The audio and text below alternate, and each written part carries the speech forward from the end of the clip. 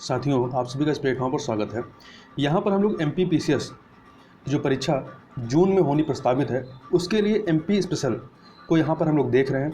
यह जो material provide किया गया है, यह GS वर्ल्ड जो कोचिंग संस्था है उनके द्वारा यह मटेरियल प्रोवाइड करवाया गया है, जो कि MP स्पेशल से संबंधित है, अर्थात पूरे MP के बारे में समग्र जानकारी को यहाँ पर दिया गया है। तो आज की वीडियो में हम लोग मध्य प्रदेश भूगोल के तहत मध्य प्रदेश के भूवैज्ञानिक संरचना के बारे में बात करेंगे। तो प्रारंभ करते हैं।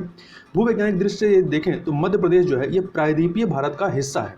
यहाँ पठारों के ऊपर उठने अथवा भ्रंशों के प्रमाण मिले हैं, जो यहाँ की भौतिक संरचना व नदी घाटियों में देखा जा सकता है।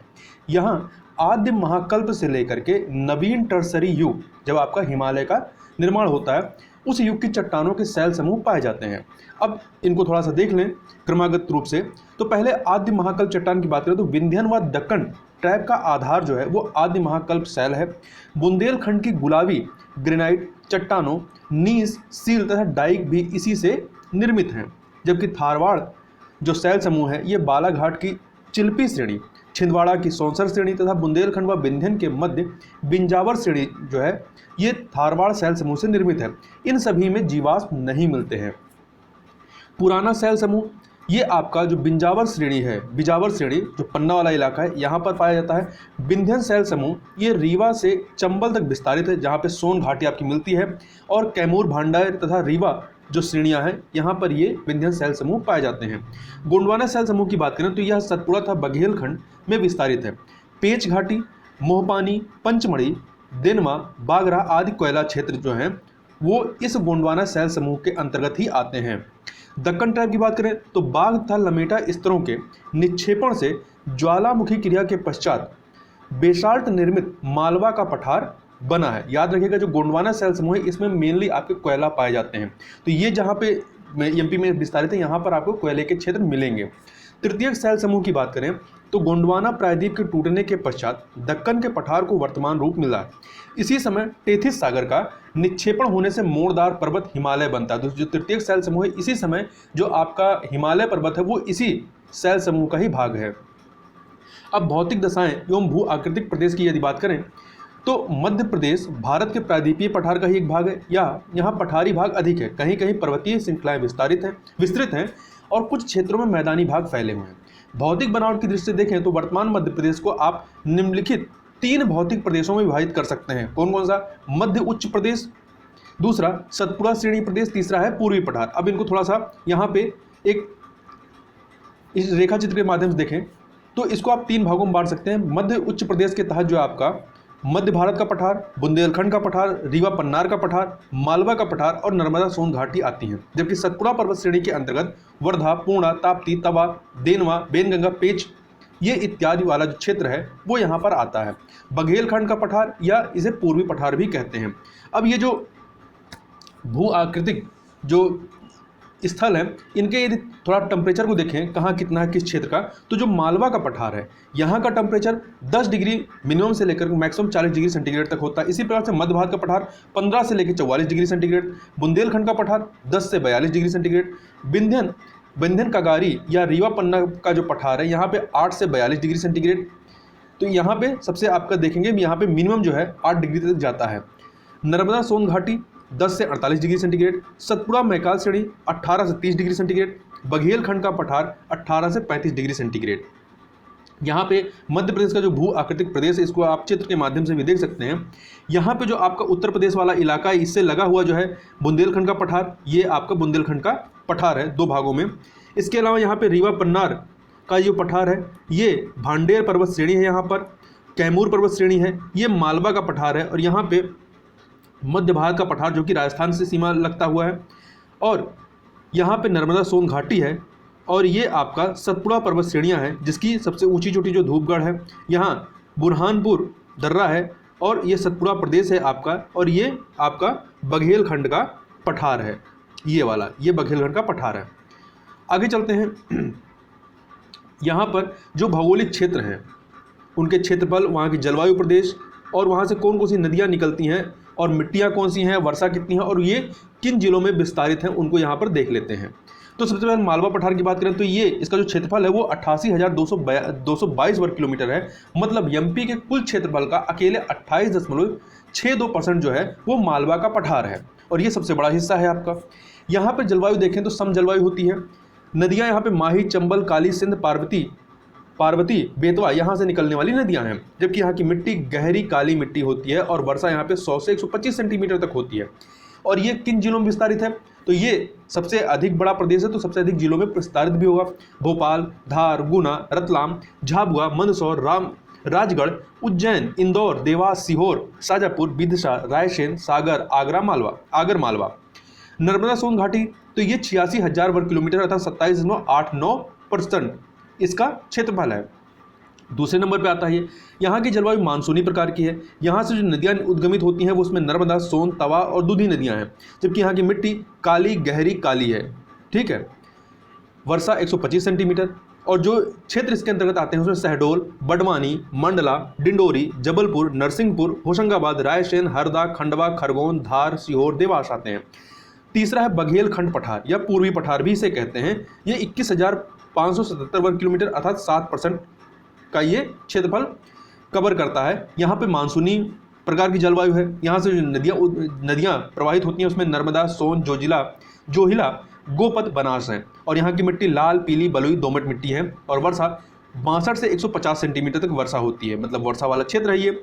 सीधी, अनूपपुर, शहडोल, सिंगरौली, उमरिया, डिंडोरी। मध्य भारत का पठार ये 32,896 वर्ग किलोमीटर है अर्थात 10.68%। महाद्वीपीय प्रकार की जलवायु यहाँ पाई जाती है। और यहाँ से जो विस्तारित नदियाँ हैं जो प्रवाहित होती हैं वो चंबल, सिंध, क्वारी, पार्वती, कूनो है। और यहाँ की मिट्टी जलोढ़ मिट्टी है और वर्षा यहाँ पे 25 से 75 सेंटीमीटर होती है। और जो क्षेत्र इसके अंतर्गत आते हैं उसमें भिंड है, मुरैना है, श्योपुर है, ग्वालियर है, शिवपुरी, गुना, नीमच व मंदसौर का ऊपरी भाग आता है। अगला है सतपुड़ा मैकाल श्रेणी। ये इसका जो क्षेत्रफल है वो 34,000 वर्ग किलोमीटर है, जो कि 11% आता है। और यहाँ पे जो जलवायु मानसूनी प्रकार की है। और यहाँ से बहने वाली जो नदियाँ हैं, यहाँ से होकर गुजरने वाली तवा, बेतवा, जोहिला, नर्मदा, ताप्ती, सक्कर और हिरण है। जबकि यहाँ पे जो आपकी मिट्टी है काली, छिछली काली मिट्टी होती है और 125 से 150 सेंटीमीटर बरसात होती है और बरसात काफ़ी अधिक होती है।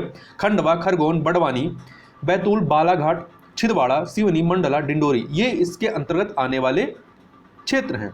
बुंदेलखंड पठार की बात करें तो 23,733 वर्ग किलोमीटर अर्थात 7.7% कुल क्षेत्रफल इसका है। महाद्वीपीय प्रकार की जलवायु है। और यहाँ से होकर गुजरने वाली जो नदियाँ हैं वो बेतवा, पहुज, धसान, केन, सिंध हैं। जबकि यहाँ की मिट्टी काली और लाल मिट्टी का मिश्रण है। बरसात यहाँ पे देखें तो 75 से 125 सेंटीमीटर की वर्षा होती है।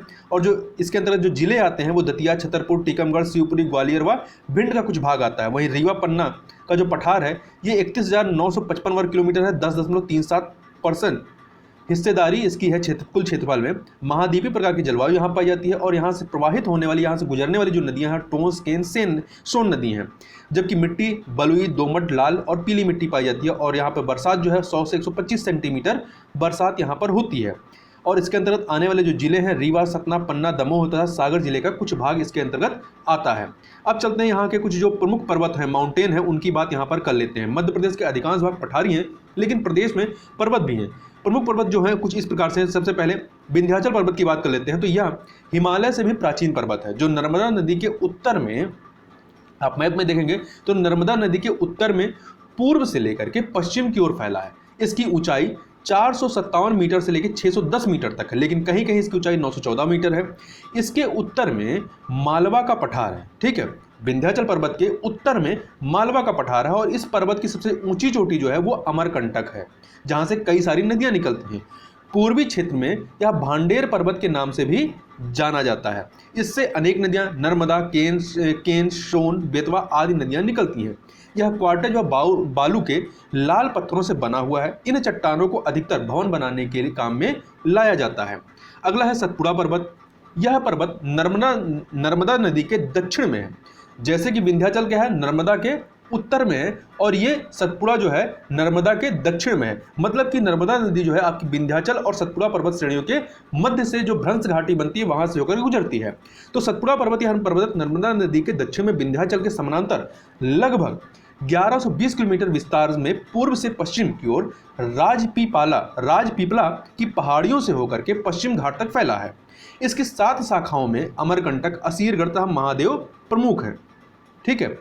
सतपुड़ा पर्वत 700 मीटर से लेकर 1350 मीटर तक ऊंचा है। इसकी सबसे ऊंची चोटी धूपगढ़ है, जो पंचमढ़ी के पास महादेव पर्वत में स्थित है। यह पर्वत श्रेणी जो धूपगढ़ है, ये मध्य प्रदेश का सर्वाधिक ऊंचा स्थल माना जाता है, जो ग्रेनाइट व बेसाल्ट की चट्टानों से बनी है। अब आरावली पर्वत की बात कर लेते हैं। तो मालवा के उत्तर पश्चिमी पठार क्षेत्र में, ठीक है, स्थित इन पर्वतों के ढाल काफी तीव्र और सिरे चिपटे हैं। इस पर्वत की सबसे ऊंची चोटी माउंट आबू के पास गुरु शिखर है। ठीक है, कौन सी है? गुरु शिखर, जो कि राजस्थान में आपका। पृथ्वी पर सबसे प्राचीनतम यह पर्वत श्रृंखला पर्वत तथा टीलों के रूप में विद्यमान है और एक दूसरे के समानांतर उत्तर दक्षिण दिशाओं में दिल्ली के पास से गुजरात में अहमदाबाद तक 85 किलोमीटर की लंबाई में यह फैला हुआ है। यह दिल्ली के पास दिल्ली की पहाड़ियों या रायसीना हिल्स के नाम से जानी जाती है। आगे चलते हैं, अमरकंटक पर्वत श्रेणी के बारे में बात कर लेते हैं। तो अमरकंटक मैकाल पर्वत श्रेणी की सबसे ऊंची श्रृंखला है, जो मध्य प्रदेश के अनूपपुर जिले के पुष्पराजगढ़ तहसील में स्थित है।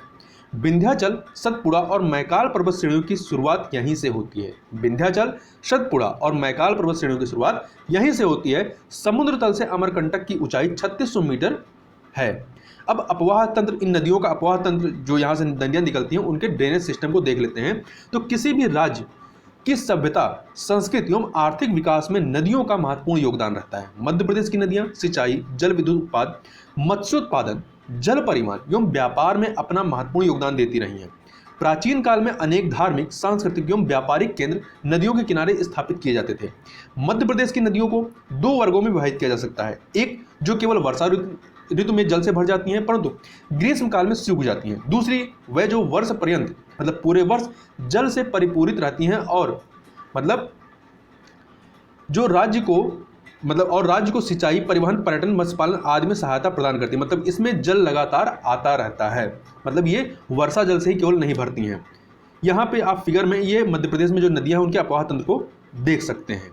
अब हम लोग मध्य प्रदेश की जो नदियाँ हैं उनकी चर्चा कर लेते हैं। तो मध्य प्रदेश की प्रमुख नदियों में नर्मदा, चंबल, सोन, ताप्ती, सिंध, काली सिंध, बेतवा, पार्वती, केन, टोस, क्षिप्रा तथा तवा नदियाँ आती हैं। सबसे पहले नर्मदा नदी की बात कर लेते हैं। तो नर्मदा नदी प्रायद्वीपीय भारत की एक महत्वपूर्ण नदी है। इसे मध्य प्रदेश की जीवन रेखा कहते हैं। प्रख्यात भूगोलविद टालमी ने इसे नर्मदा नदी को नामादोष कहा। क्या कहा? नामादोष कहा है। यह मध्य प्रदेश की सबसे लंबी तथा भारत की 5वीं सबसे बड़ी नदी है। नर्मदा नदी का उत्तरी भाग है वो सिंचाई और नौकायन योग्य नहीं है। ठीक है।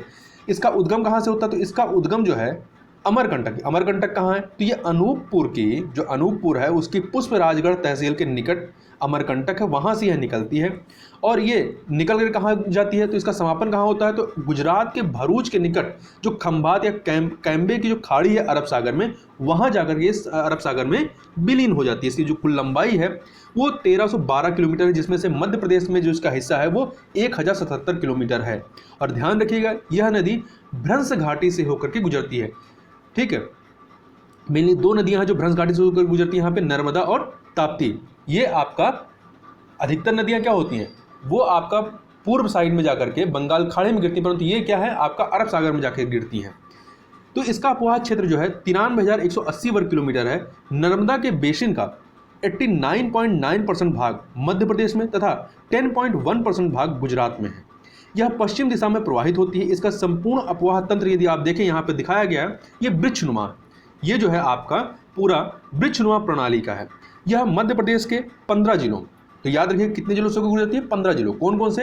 अनूपपुर, डिंडोरी, मंडला, जबलपुर, नरसिंहपुर, हरदा, होशंगाबाद, देवास, रायसेन, सीहोर, पूर्वी निमाड़, खंडवा, पश्चिमी निमाड़, खरगोन, धार, बड़वानी तथा अलीराजपुर। तो ये जो आपके जिलों का क्रम है ये पूरब से पश्चिम की तरफ है। ठीक है। तो यहाँ से प्रवाहित होती हैं।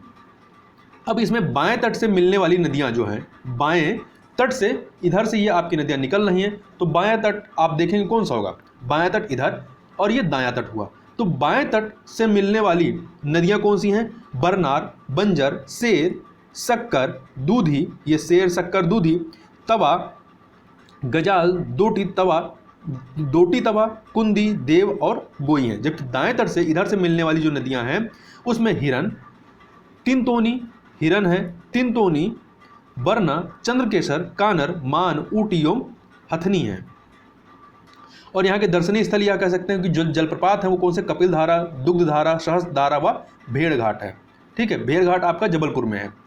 इसके किनारे जो प्रमुख शहर है उसमें होशंगाबाद, जबलपुर, महेश्वर, ओंकारेश्वर, ये यहाँ इसके किनारे स्थित प्रमुख नगर हैं या शहर हैं। चंबल नदी की बात करें तो यह पश्चिमी मध्य प्रदेश की, कहाँ की?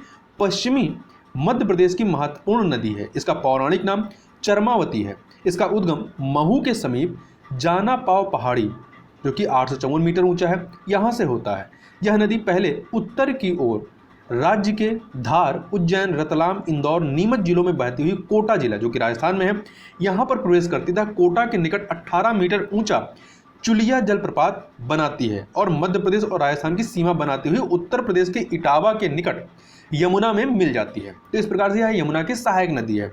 यहाँ ध्यान दीजिएगा, यदि पूछा जाए कि चुलिया जलप्रपात कहाँ पर स्थित है, किस नदी पर, तो चंबल नदी पर है।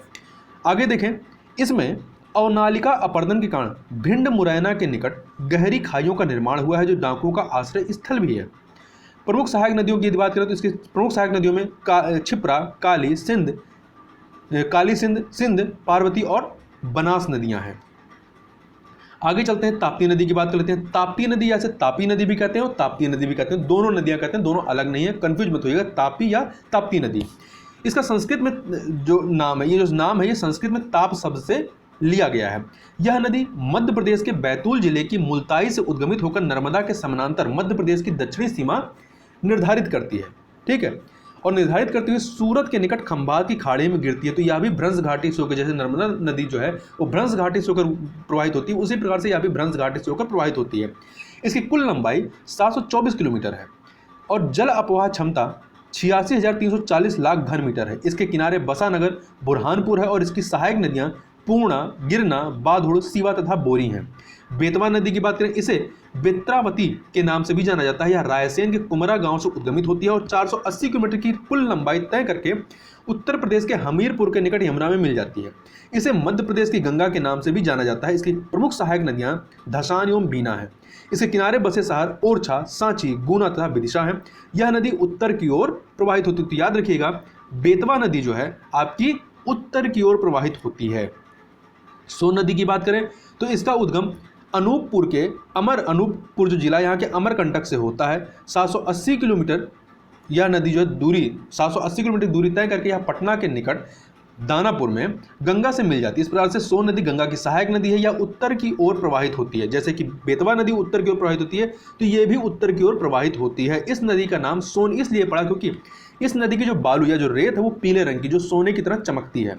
छिप्रा नदी की बात करें तो यह देवास की काकड़ी बरणी पहाड़ी से उद्गमित होती है और यह उज्जैन, रतलाम, मंदसौर में प्रवाहित होती हुई चंबल में मिल जाती है। इसकी कुल लंबाई 195 किलोमीटर है। यह उज्जैन शहर जो है इसके किनारे बसा हुआ है, जहाँ पर छिप्रा नदी के किनारे ही उज्जैन में आपका क्या होता है, कुंभ का मेला लगता है।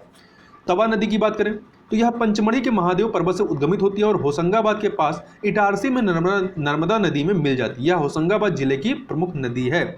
तवा नदी पर होशंगाबाद के पास तवा सेतु या महात्मा गांधी सेतु निर्मित है, जो मध्य प्रदेश का सबसे लंबा पुल। इसकी लंबाई 1360 मीटर है। 1360 मीटर है, किलोमीटर नहीं है। 1.360 किलोमीटर कह सकते हैं आप।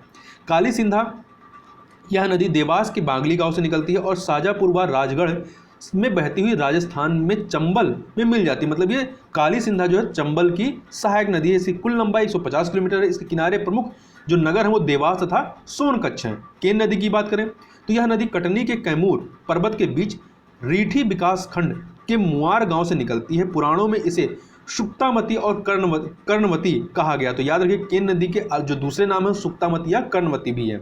इसकी लंबाई 427 किलोमीटर या हमीरपुर बांदा के निकट यमुना में मिल जाती है और इस प्रकार से यह केन नदी यमुना की सहायक नदी है। और रनेह जलप्रपात इसी नदी पर है। यह चुलिया जलप्रपात चंबल नदी पर है, उसी प्रकार से रनेह जलप्रपात यदि पूछा जाए तो यह केन नदी पर है। बेनगंगा नदी, यह नदी सिवनी जिले के पारसवाड़ा पठार से उद्गमित होती है और महाराष्ट्र में वर्धा नदी में मिल जाती है। महाराष्ट्र में बेनगंगा और वर्धा नदी के संगम को प्राणहिता कहा जाता है। याद रखिएगा, महाराष्ट्र में बेनगंगा और वर्धा नदी के संगम को प्राणहिता कहा जाता है। इसकी सहायक नदियां कान्हन जो छिंदवाड़ा में है, पेंच छिंदवाड़ा में, बावनथंडी बालाघाट, ये इसकी सहायक नदियां हैं। यह मध्य प्रदेश तथा महाराष्ट्र राज्य में प्रवाहित होती है, जो बेनगंगा नदी है। आगे चलते हैं, सिंध नदी की बात करें तो यह नदी सिंधा नदी, यह नदी मध्य प्रदेश के विदिशा जिले की सिरोंज तहसील से निकलती है। यह गुना, शिवपुरी, दतिया और भिंड जिले में प्रवाहित होती है और उत्तर प्रदेश के इटावा के निकट पंचनंदा नामक स्थान पर चंबल में मिल जाती है। इस प्रकार से सिंधा नदी भी चंबल की सहायक नदी है।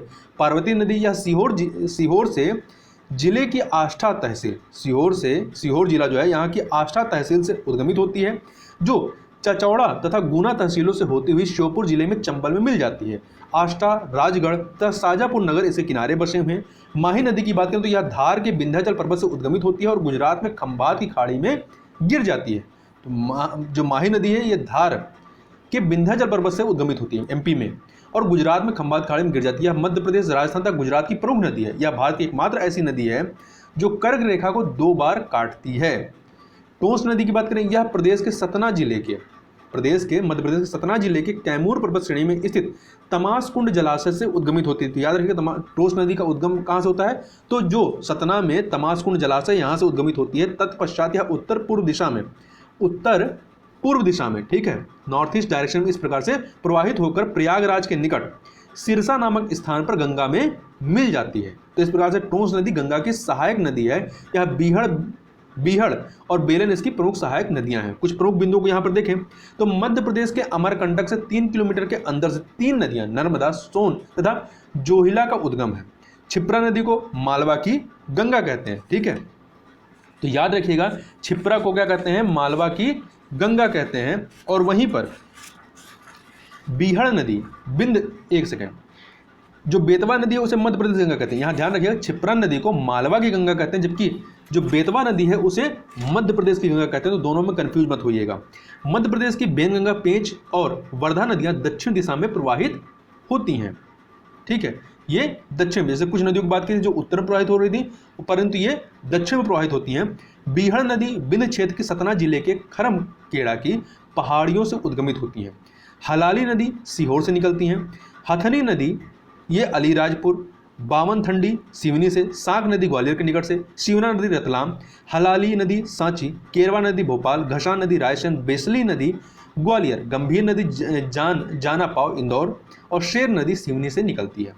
तो इस प्रकार से यहाँ पर हम लोगों ने मध्य प्रदेश भूगोल के तहत मध्य प्रदेश का जो भूवैज्ञानिक संरचना थी, जिसके अंतर्गत हम लोगों ने यहाँ के पहाड़ों, पठारों और नदियों की चर्चा की, यहाँ पर देखा। इसके आगे जो सिंचाई वगैरह जो है उसको हम लोग नेक्स्ट वीडियो में देखेंगे। तो इस वीडियो में बस इतना ही, मिलते हैं नेक्स्ट वीडियो में, तब तक के लिए बहुत बहुत धन्यवाद।